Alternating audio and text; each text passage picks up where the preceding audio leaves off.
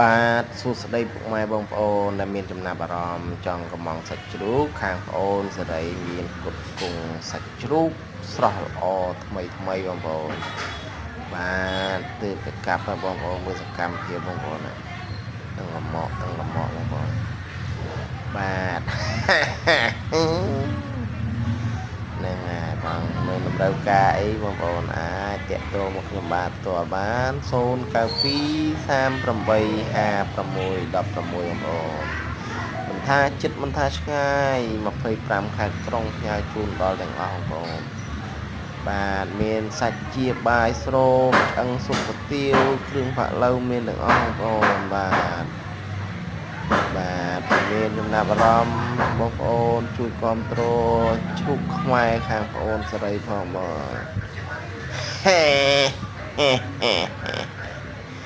ណាងអរគុណច្រើនបងប្អូនបាទនេះគឺជាសកម្មភាពបងប្អូនដែលជ្រូកគឺកាប់ហើយថ្មីយកមកដល់ទីផ្សារបងប្អូន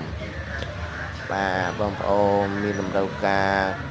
ខាងសាច់ជ្រូកធ្វើកម្មវិធីជប់លៀងផ្សេងបាទបងប្អូនតាក់ទងមកខ្ញុំបាទផ្ទាល់បានបងប្អូនបាទសេរីសាដើមថ្កូវ093 650 156បងប្អូនបាទខាងប្អូនទលាដឹកជូនដល់ទីកន្លែងបងប្អូនបាទអរគុណច្រើនជម្រាបលា